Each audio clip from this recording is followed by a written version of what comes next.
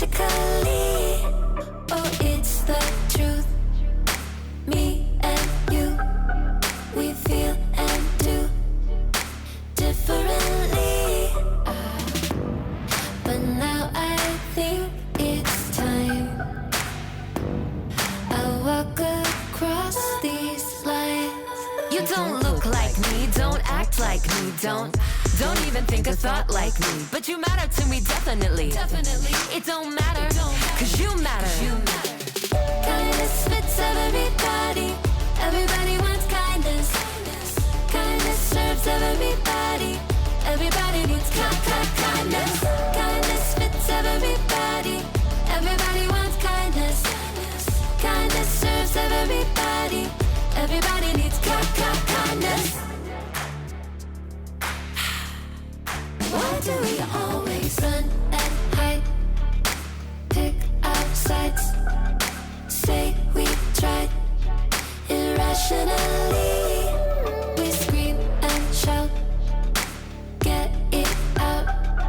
We keep our doubts indefinitely.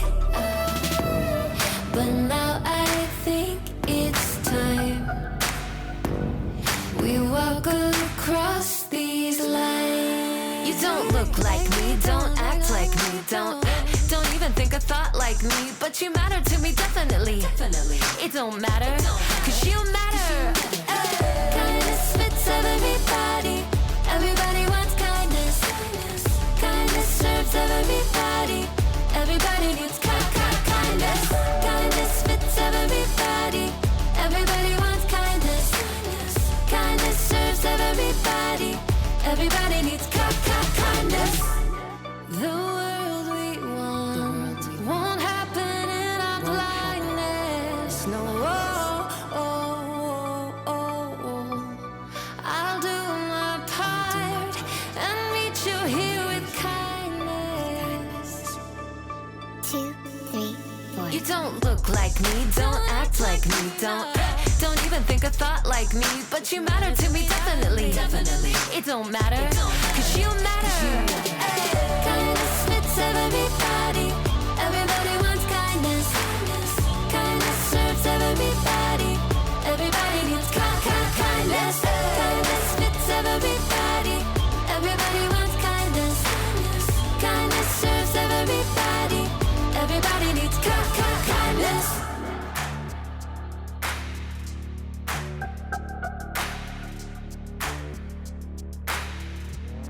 Boom, boom, boom, boom.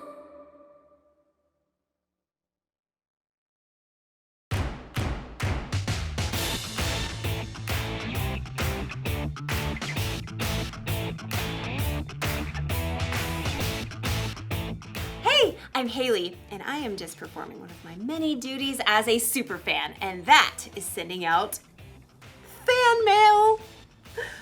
Special delivery! Ooh, see? Ta-da! Ooh, shiny. Yeah. It's important for my favorite people to know that they're my favorite people. That's part of kindness. Kindness is showing others they are valuable by how you treat them. Dear Kyle, I like your smile. You can shoot basketballs a quarter mile. Let someone else rebound every once in a while. Your biggest fan. But don't get me wrong. I'm not just a fan of famous athletes. I'm fans of all kinds of people.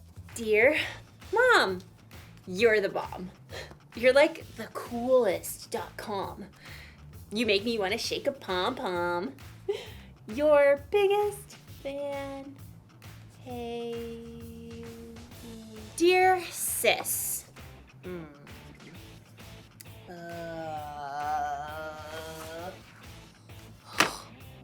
Okay.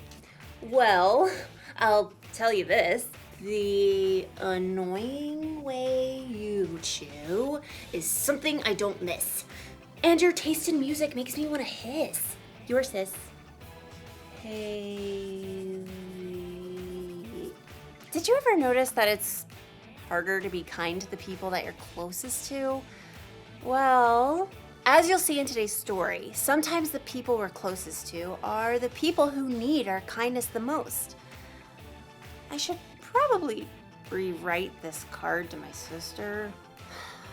Yeah. See you in a bit.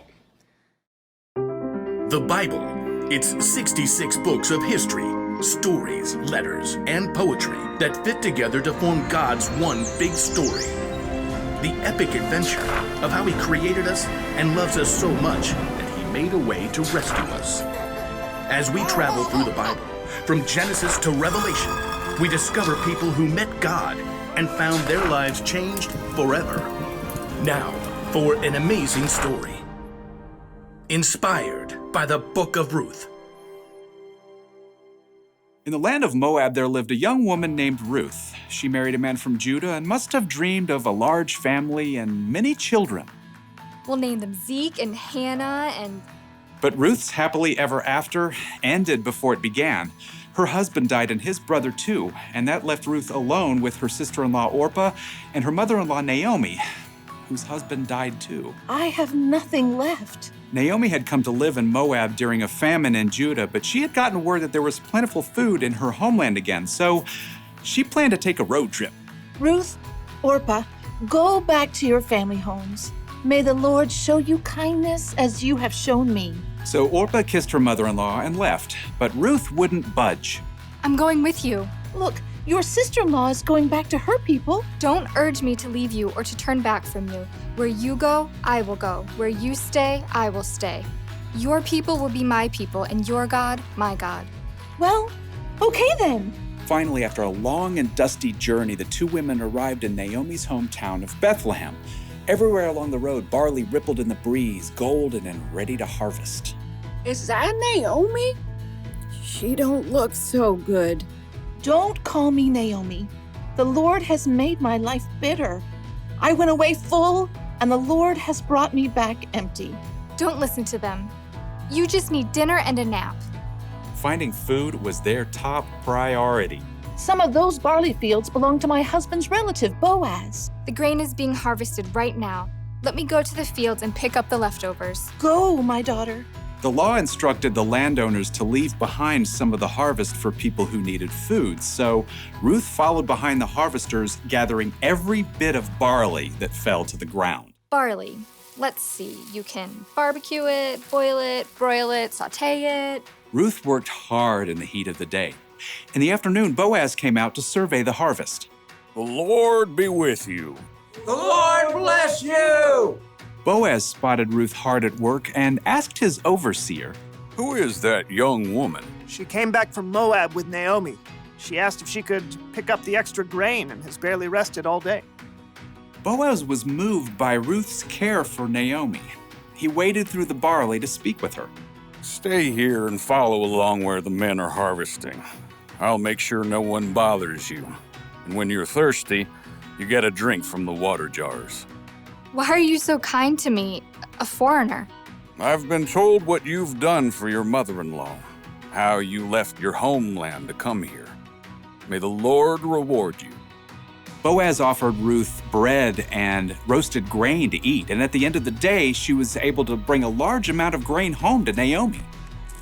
So much food! Ruth continued to work in Boaz's fields until the end of the grain harvest, but even then, life would have been very difficult for two women living alone together. So Naomi laid out a plan for Ruth. I will do whatever you say. At the end of the harvest, the workers threshed the grain to separate the edible kernel from the straw. Then they held a big celebration. When the meal was over and the lights burned low, Boaz laid down near the pile of grain to sleep. Ruth arrived and approached Boaz just as Naomi had told her to do. She folded the blanket away from his feet and lay down nearby. Who's there? It's me, Ruth. Please give me your protection since you're responsible for our family. Boaz was surprised, but what Ruth had said was true. The Lord bless you. Don't be afraid. I'll do what you ask. Everyone knows you are wise and kind. Even though Boaz agreed to help Ruth, there was a family member who was closer than Boaz. So in the morning, Boaz set out to meet that man and the town elders to settle the matter. I will buy Naomi's land and also marry Ruth, if you will let me.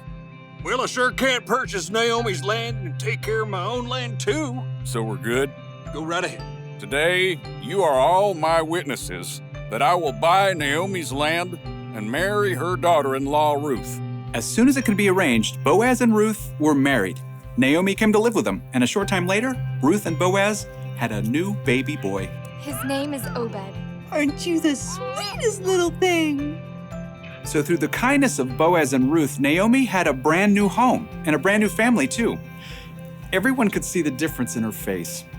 Praise be to the Lord. He's given you a new lease on life, Naomi. Yeah, that Ruth is better to you than 7 sons. Now, Ruth's story doesn't end there. Her son Obed had a son named Jesse, who had a son named David, King David. And hundreds of years later, a new baby boy was born in Bethlehem who was a descendant of King David, and his name was Jesus.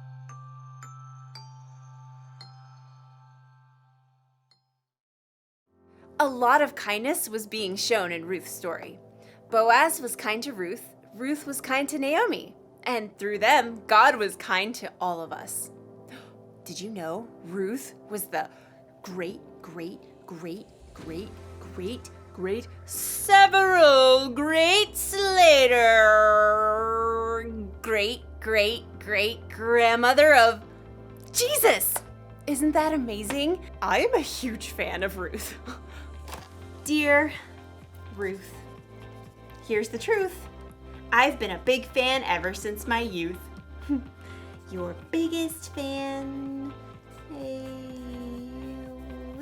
Kindness matters, especially when it comes to the people we're closest to, like our family and friends. But the people we're closest to are the people who can also get on our nerves, right? So we're not always kind to them. Or sometimes we assume those people know how we feel about them, so we never tell them. But we shouldn't assume. We should tell people when we care about them. Or send them a letter. Special delivery to Ruth! And we should be kind to our friends and family, even when they get on our nerves, because God can use our kindness to do amazing things in their world. So here's the one thing to remember today. Be kind to your family and friends. Don't let your favorite people forget they're your favorite people. Dear sis, listen to this. If I didn't say I love you, it'd be amiss. Come on over sometime and we'll reminisce. Your sis, Haley. Yeah, there. Well, that's a much kinder card to someone who will be my sister for my entire life. Love you, sis. See you next time.